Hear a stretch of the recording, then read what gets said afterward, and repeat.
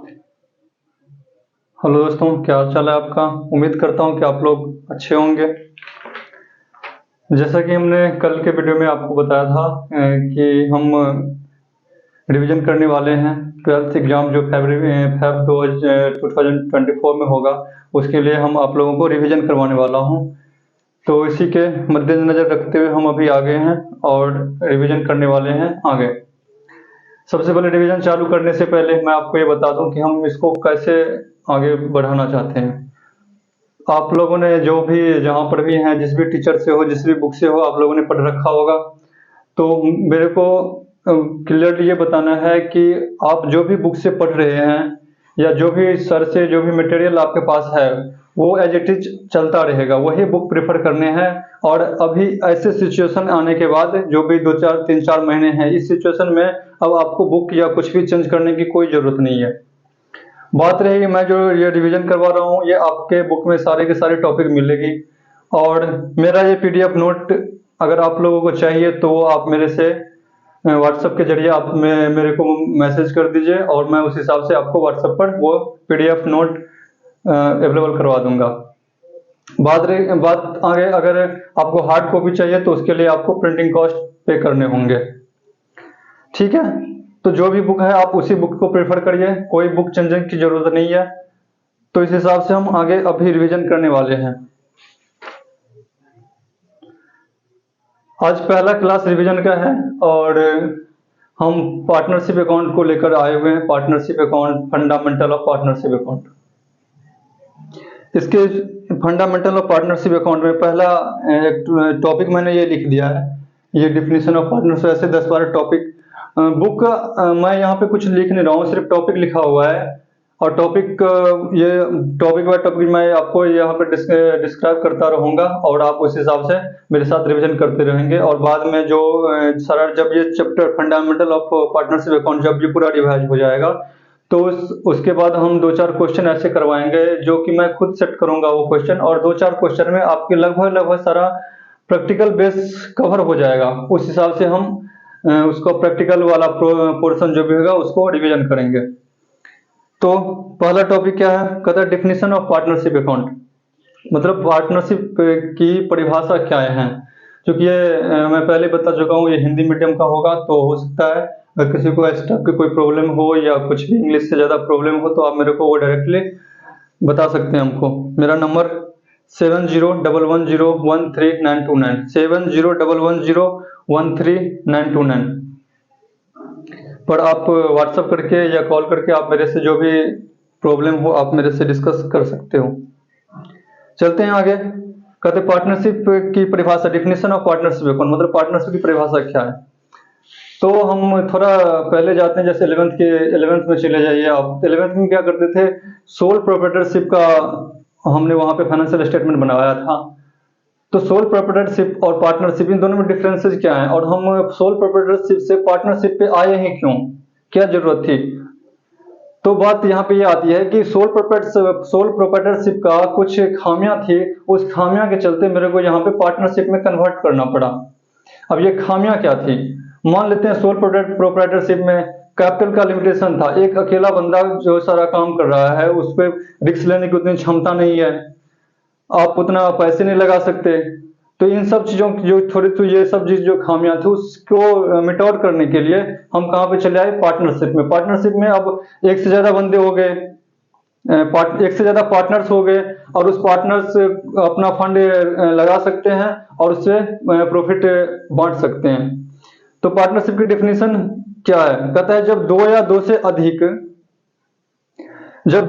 अधिक मेंबर किसी भी बिजनेस को जब दो या दो से अधिक पर्सन जब एक साथ आते हैं और उसमें अपना कैपिटल इन्वेस्ट करते हैं, चाहे उनमें से कोई एक या उन सब में से चाहे उनमें से कोई एक या उन सभी मिलकर जो बिजनेस चलाते हैं, उसको आप क्या बोलोगे, पार्टनरशिप अकाउंट। तो बात यहाँ पे क्या आ गई, दो बातें आ गई, चाहे तो उनमें से कोई एक चलाएगा जो सबके बिहाफ में चलाएगा, या वो सब मिलकर चलाएंगे, सब मिलकर पैसे लगाएंगे, सब मिलकर प्रॉफिट बांटेंगे। तो इसमें ये क्या हो गया, पार्टनरशिप का डेफिनेशन। अब एक्ट की बात कर लें। ये पार्टनरशिप एक्ट 1932 से गवर्न करता है। उसके 1932 की धारा 4 में दिया हुआ है, साझेदारी उन व्यक्तियों के बीच का संबंध है जिन्होंने किसी ऐसे कारोबार में लाभ बांटने के लिए एकत्रित हुए हैं। मतलब पार्टनरशिप एक्ट 1932 के सेक्शन 4 में लिखा हुआ है, साझेदारी उन व्यक्तियों के बीच का संबंध है जो ऐसे कारोबार में लाभ बांटने के लिए आए हुए हैं, जो उस बिजनेस को चाहे तो उन सब सारे में से एक कोई चलाता है या वो सारे मिलकर चलाते हैं। तो ये हो गई पार्टनरशिप की डेफिनेशन। अगला टॉपिक आते हैं, इनसे 3 बातें निकल के आती है। कहता है 3 बातें निकल के आती है इस डेफिनेशन से। क्या सब? कहता है साझेदारी के बीच अनुबंध होना चाहिए, एग्रीमेंट होना चाहिए साझेदारों के बीच। उसके बाद व्यवसाय चाहे तो वो सब मिलकर चलाएंगे या उनमें से कोई एक चलाएगा, और उन सारे के बीच लाभ का जो बंटवारा होगा इसके बीच भी कोई उसका उद्देश्य होना चाहिए, लाभ बंटवारे का समझौता या ठहराव लाभ बांटने के उद्देश्य से होना चाहिए। जो भी आप अग्रीमेंट कर रहे हो वो लाभ बांटने के उद्देश्य से होना चाहिए। आगे बात आती है दूसरा topic, definition of partnership account, ये हो गया। दूसरा टॉपिक क्या है अपना? कैरेक्टरिस्टिक ऑफ पार्टनरशिप, मतलब साझेदारी की विशेषताएं। तो साझेदारी की विशेषताएं क्या सब है? पहला कहता है 2 या 2 से अधिक व्यक्ति। तो पहले ही आ गया। जो सोल प्रोप्राइटरशिप में क्या था कि हम अकेले बिजनेस करते थे, अकेला सारा काम चलाओ, सारा रिस्क टेकर, वो लाला टाइप बिजनेस, ऐसा आप बोल सकते हो उसको। लाला टाइप बिजनेस, बस बैठे हुए हैं और हाँ भाई तू ये ला तू वो ला, तो ऐसे वाले सिस्टम थे। बट पार्टनरशिप में थोड़ा सा सिस्टमेटिक हुआ, बहुत ज्यादा हम नहीं कर सकते, थोड़ा सा सिस्टमेटिक हुआ, लेकिन फिर भी बहुत ज्यादा खामियां इसमें भी थी। तो अभी जो हम कर रहे हैं तो इसकी विशेषताएं क्या सब थी? कहते हैं 2 या 2 से अधिक व्यक्ति होने चाहिए। उसके बाद कोई एग्रीमेंट होना चाहिए, आप अकेले वैसे नहीं, कुछ एग्रीमेंट होना चाहिए, कुछ अनुबंध होना चाहिए जो हम काम कर रहे हैं। उसके बाद वैधानिक होना चाहिए, मतलब लीगल होना चाहिए। ऐसा कोई बिजनेस हम नहीं करेंगे जो कि लीगल ना हो। उसके बाद लाभ कमाने के उद्देश्य से होना चाहिए।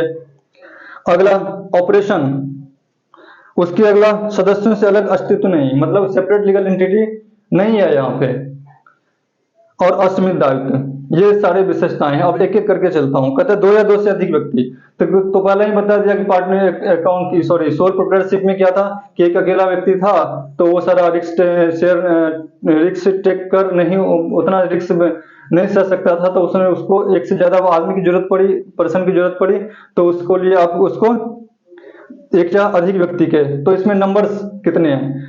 कहता है ये 2 या 2 से अधिक व्यक्ति, ये तो मिनिमम 2 हो गया ना, तो फिर मैक्सिमम कितनी है? तो मैक्सिमम में, इसके लिए मैक्सिमम में पार्टनरशिप एक्ट 1932 में ऐसा कुछ भी प्रोविजन नहीं दिया हुआ है। तो आपका क्वेश्चन होगा कि सर तो फिर ये इसके बारे में लिखा कहाँ हुआ है?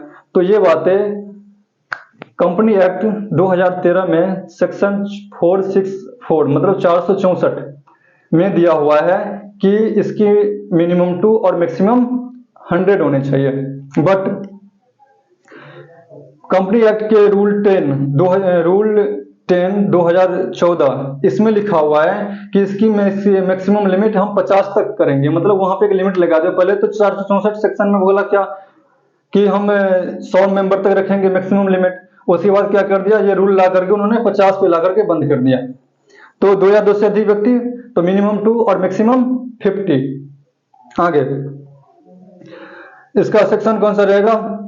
सबसे पहले तो पार्टनर कंपनी एक्ट 2013 के 464 सेक्शन, और उसके बाद रूल के हिसाब से रूल 10/2014, तो उसके हिसाब से उन्होंने क्या करा, 50 व्यक्ति के आकर के उन्होंने रोक दिया। उसके बाद अनुबंध या समझौता, तो पार्टनरशिप एग्रीमेंट ऐसे नहीं होना चाहिए, कोई एग्रीमेंट होना चाहिए कि सारे व्यक्ति कितने पैसे लगाएंगे, कितना क्या कहते हैं, कैसे लाभ का बंटवारा होगा, ये सब चीज सारे अनुबंध ऐसे होने चाहिए। ऐसे नहीं आकर के चले आओ बस चालू कर देते हैं।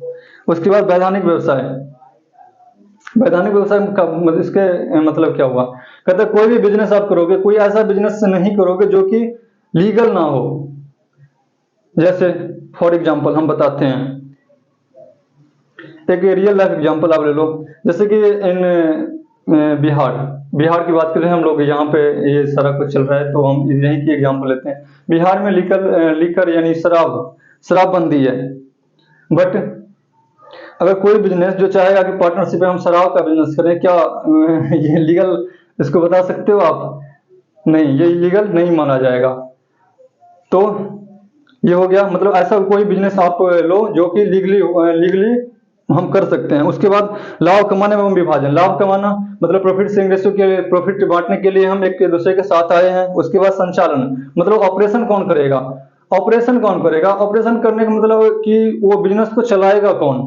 तो इसे डिफिनेशन में ही दिया हुआ था कि बिजनेस को चाहे तो वो सारे मिलकर चलाएंगे या उनमें से कोई एक चलाएगा जो कि सारे के बिहाफ में चलाएगा। उसके बाद सदस्यों से अलग अस्तित्व नहीं, कहता है no separate legal entity. No separate legal entity मतलब ये सदस्यों से अलग नहीं होते, सदस्यों से अलग नहीं है। इसका मतलब कैसे हम इसको डिस्क्राइब करें कि इसका जो दायित्व है ना, सदस्यों से अलग अस्तित्व नहीं, मतलब इसका दायित्व जो है एक दूसरे सदस्य के, मतलब सदस्य का जो अस्तित्व है वो एक दूसरे उसके साथ साथ ही मतलब है। ऐसा इसको जैसे मान के चलो असीमित दायित्व आप इसको ले सकते हो। असीमित दायित्व का मतलब क्या, जो आपकी जो लायबिलिटीज है ना वो आपके पर्सनल प्रॉपर्टी पर भी जा सकता है। तो इस हिसाब से ये सारी विशेषताएं हैं किसके, पार्टनरशिप के। उसके बाद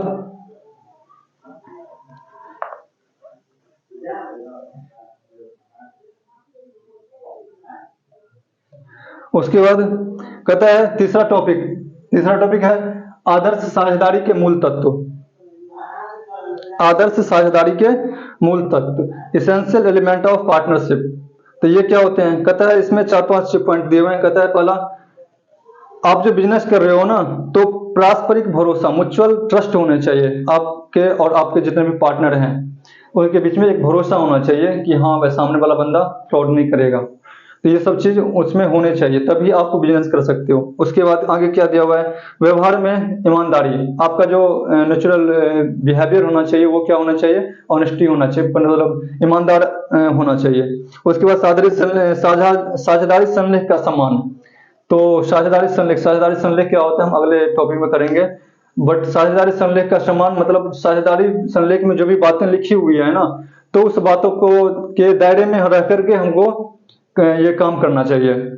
उसके बाद सही एवं उचित लेख है, मतलब आपका जो फाइनेंशियल स्टेटमेंट जो आप बनाओगे वो सही होने चाहिए। ऐसा ना है कि हम इन्फ्लेटेड कर लो, मतलब इन्फ्लेटेड का मतलब क्या बोले कि आप जो भी आपका जो बैलेंस शीट में जो भी आइटम आने वाले हैं या आप अपने अकाउंट्स को बढ़ा चढ़ा करके दिखाओ। जैसे कि बहुत सारे फ्रॉड हुए हैं थोड़े दिन पहले, या ऐसे कुछ बहुत सारे फ्रॉड, जैसे आप नाम सुनते होंगे नीरव मोदी मेहुल चोकसी का। क्या कर रहा था, सोना बेच रहा था और फिर घोटाले हुए 12,000 करोड़ लेकर भाग रखा है। अभी बुला लो फिर उसको। तो ये सब बातें है। उसके बाद चलते हैं, उसके अगला टॉपिक है आदर्श साझेदारी के मूल तत्व, ये हो गया। उसके बाद है एलएलपी, पार्टनरशिप एक्ट।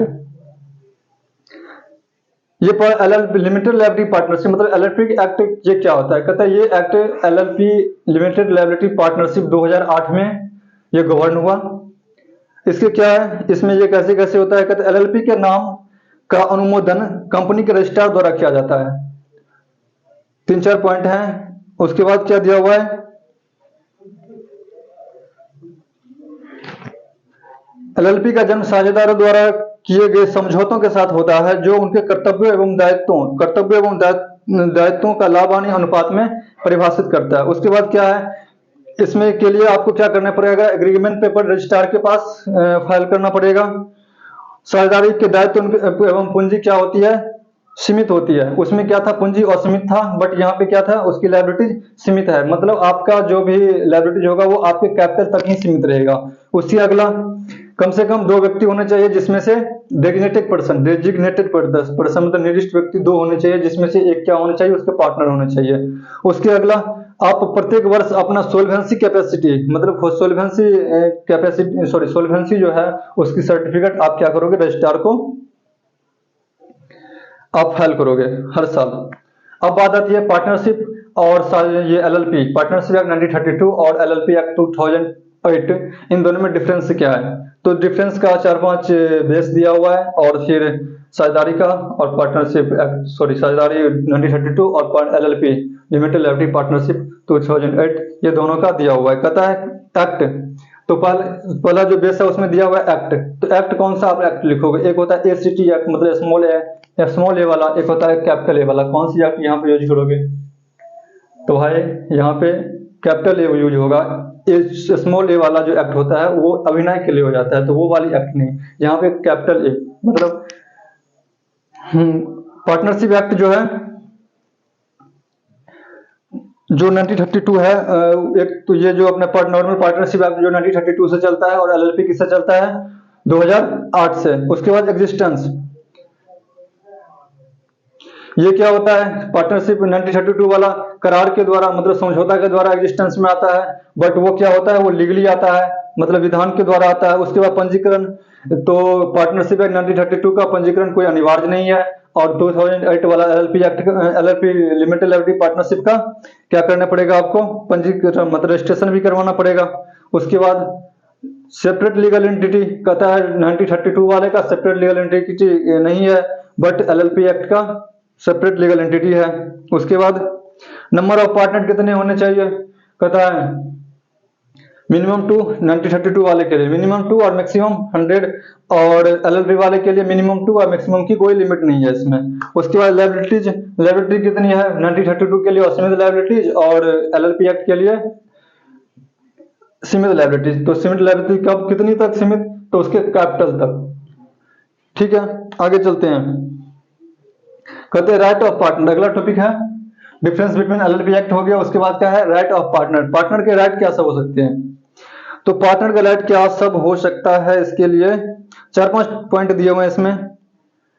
पहला दिया हुआ है व्यवसाय में भाग लेने का अधिकार। आप जो भी बिजनेस कर रहे हो उस बिजनेस में आपको एंगेज होना, मतलब आप उसमें ऑपरेशन में भाग ले सकते हो, तो ये आपका अधिकार है। दूसरा है सही मामलों में अपनी राय रखने का अधिकार। कोई भी मीटिंग चल रही है, कुछ भी चल रहा है, तो उसमें अपनी बात आपको रखने का अधिकार है। तीसरा क्या है? पुस्तकों को देखने का अधिकार। पुस्तकों का मतलब क्या? फाइनेंशियल स्टेटमेंट जो भी बिजनेस में बनते हैं उसको आपको देखने का अधिकार है। आप उसमें देख करके जो भी मतलब गलतियां से जो भी कुछ आप अपना राय रख सकते हो। चौथा क्या है? लाभ में हिस्सा प्राप्त करने का अधिकार। प्रॉफिट शेयरिंग रेशियो के लिए तो बिजनेस बनता ही है, पार्टनरशिप प्रॉफिट शेयरिंग रेशियो के लिए ही तो चालू है, प्रॉफिट बांटने के लिए, तो आपको प्रॉफिट बांटने का भी अधिकार है। पांचवा क्या है? भुगतान करने पर उसकी क्षतिपूर्ति प्राप्त करने का अधिकार है। मतलब कहते हैं आपने जो भुगतान किया है उसके लिए जो भी आप क्षतिपूर्ति हुई है उसको आपको क्या करना पड़ेगा?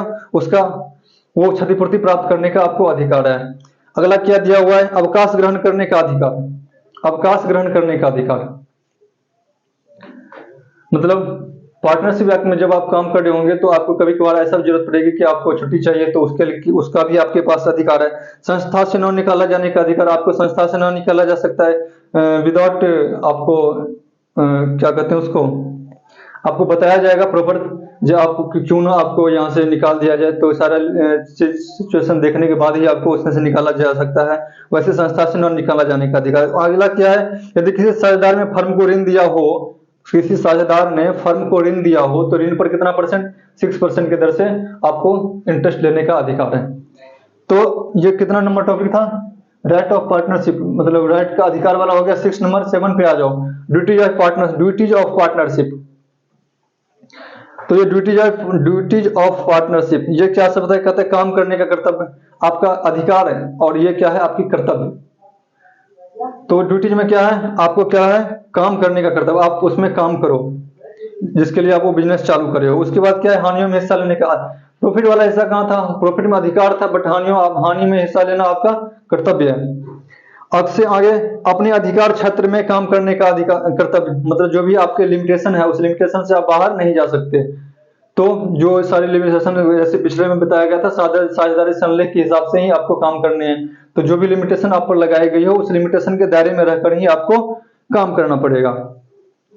अपने हित का हस्तांतरण न करने का कर्तव्य, मतलब आपका जो भी हिस्सा है प्रॉफिट में उसको आप हस्तांतरण नहीं कर सकते, ऐसा न करने का कर्तव्य। अगला दिया हुआ साझेदारी को एक दूसरे के प्रति न्यायपूर्ण व वफादार होने चाहिए। उसके अगला दिया हुआ यदि साझेदार की लापरवाही या कपट के कारण फर्म को कोई क्षतिपूर्ति हो तो उसे क्षतिपूर्ति की भरपाई करने का कर्तव्य। तो ये सब क्या है? कर्तव्य, साझेदारी के कर्तव्य।